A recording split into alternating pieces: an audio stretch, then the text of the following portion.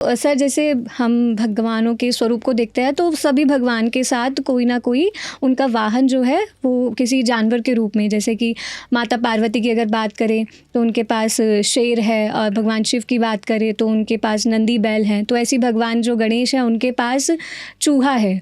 तो सर चूहा क्यों चुना? जैसे अगर हम भगवान गणेश के स्वरूप को देखें तो वो इतने बड़े और चूहा इतना छोटा सा, तो क्यों उन्होंने चूहे को ही क्यों चुना? यहाँ वो हमें क्या समझा रहे हैं? तो देखिए, पुराणों में इसके लिए भी गणपति के वाहन के बारे में भी एक कहानी बताई जाती है। जैसे एक दानव थे जिनका नाम था गजमुखासुर। गजमुखासुर ने अपने पराक्रम से, जिसे कह लीजिए कि बहुत सारा उत्पात मचाया, देवताओं को तंग किया, मानव जाति को तंग किया, और फिर अंत में उसका सामना हुआ गणपति से। तो गणपति से बचते बचाते उसने मूषक का रूप लिया और इधर उधर भागने लगा, पर कहाँ बचने वाला था, तो गणपति ने उनको पकड़ लिया। और जब पकड़ा तो गणपति से वो अपने जीवन दान की भीख मांगने लगा कि मुझे छोड़ दीजिए, मुझे समझ आ गया आप जो मुझे कहना चाहते हो, मैं आगे से किसी को तंग नहीं करूँगा। फिर गणपति ने उनको कहा कि तुम्हें अब मेरा वाहन बनने का मैं मौका देता हूँ कि तुम मेरे साथ रहो। हम कहते हैं ना कि अगर कोई व्यक्ति हमें तंग कर रहा है, अगर हम उसे अपना दोस्त बनाएंगे, उसको समझने का प्रयास करेंगे, तो वो हमारे अहित में नहीं हमारे हित में काम करेगा। ठीक उसी प्रकार से गणपति ने उसको, असुर को, अपना वाहन बनाया, जिसको हम मूषक के रूप में जानते हैं। और मूषक प्रतीक है हमारी ईगो का, क्योंकि वो असुर था जी। हमारी डिज़ायर्स का। हमारी डिज़ायर्स भी एक मूषक की तरह एक जगह से दूसरी जगह जाती है। हमारी ईगो यहाँ पर क्या बताने का प्रयास करते हैं कि ईगो छोटी होनी चाहिए, इसीलिए वो वाहन छोटा है कि छोटी ईगो। और जब ईगो छोटी होती है और आत्मा को नमन करती है, जैसे हम उनको देखते हैं ना, मूषक भगवान के कदमों में बैठा हुआ और उसके हाथ में भी एक मोदक पकड़ा हुआ है। तो जब आप आत्मा को नमन करते हैं, उस परम सत्ता के नमन करते हैं, उसके नीचे रहते हैं, तो क्या होता है, आपकी इच्छाएं भी पूर्ण होती हैं। ईगो कम, आपकी इच्छाएं पूर्ण होंगी। इसीलिए हम कहते हैं ना, हम कुछ भी गणपति से मांग सकते। मुझे बच्चा चाहिए, मुझे घर चाहिए, मुझे ये चाहिए, कुछ भी, तो आपकी सब इच्छाएं भी पूर्ण होगी, पर ईगो छोटी रखिए।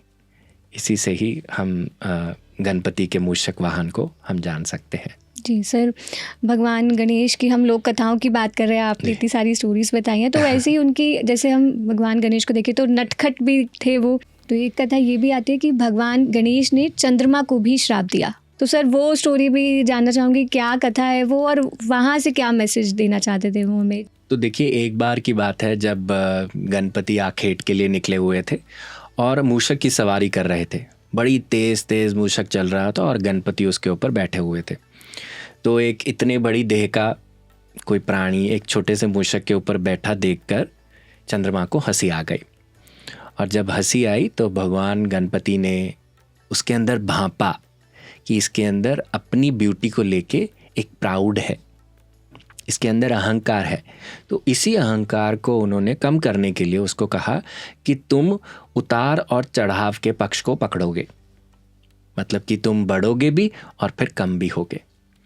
तो इसका मतलब देखिए, ये हमें लग सकता है कि ये कर्स है, पर यह कर्स हमें बहुत कुछ हमारे खुद के जीवन के बारे में बताता है। ये बताता है कि जीवन एक सीधी पटरी की तरह नहीं है, इसके अंदर उतार चढ़ाव, ऊपर होना नीचे आना होगा ही होगा। जो दिन देखेगा वो रात भी देखेगा, जिसको उजियारा दिखेगा उसको अंधकार भी कहीं ना कहीं देखना होगा। और ये भी बताता है कि अगर हम एक पक्ष से ज़्यादा जुड़ जाते हैं, जैसे चंद्रमा यहाँ पर अपनी ब्यूटी से ज़्यादा अटैच्ड होकर भगवान का मजाक उड़ा रहा है, तो जो अपनी ब्यूटी से ज़्यादा अटैच होगा उसको अपना जो नॉन ब्यूटी स्टफ़ है ना, जो उसका अगली स्वरूप है, उससे भी साक्षात्कार होना ही होगा। क्योंकि ये हमारे सिक्के के दो पहलू हैं। अगर आप एक चीज़ से चिपकेंगे तो दूसरी चीज़ आपकी तरफ भागेगी, वो इतना भागेगी कि जिससे आप चिपके हुए हैं वो भी आपसे दूर निकल जाएगी, है ना। तो इसीलिए हमें यहाँ पर यह बताया जाता है कि लाइफ एक साइकिल की तरह है, बैलेंस है ना।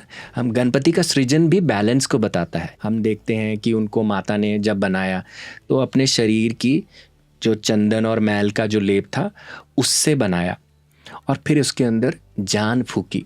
तो चंदन और मैल क्या है? स्थूल, स्थूल से बनाया, और जान फूकना क्या है? सूक्ष्म। जो स्थूल और सूक्ष्म का मिश्रण है वो गणपति है, जो स्पिरिचुअल और फिजिकल का मिश्रण है वो गणपति है। और फिर तीसरा, जैसे माँ ने बना दिया, फिर सिर कट गया। सिर किसने लगाया? भगवान शिव ने लगाया। तो जिसका सृजन माँ ने किया, पर जिसको पैदा भगवान शिव ने किया, वो तभी पूर्ण हुए, तभी पूर्ण है। तो इसीलिए इनको बैलेंस का स्वरूप कहा जाता है कि आप इनसे कुछ भी फिजिकल और स्पिरिचुअल प्लेन से रिलेटेड कुछ भी आप इनसे कह सकते हैं और ये आपको बैलेंस में ला सकते हैं।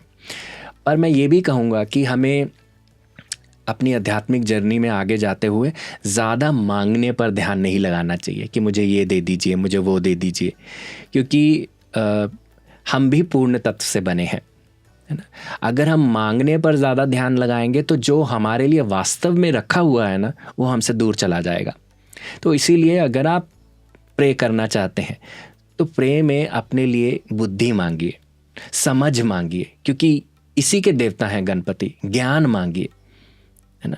हम बड़ा इनका ज्ञान, हमें हार्ड वर्क तो करते ही थे गणपति, हमें हार्ड वर्किंग दिखते हैं वो, पर स्मार्ट वर्क भी हमें उनसे सीखने को मिलता है। कैसे?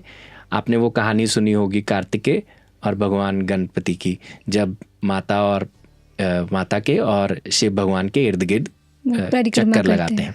तो भगवान कार्तिकेय तो पूरी दुनिया का चक्कर लगाने गए, पर उन्होंने माता के और पिता के इर्द गिर्द करके ही कह दिया कि मैंने अपने पूरे ब्रह्मांड का चक्कर लगा लिया।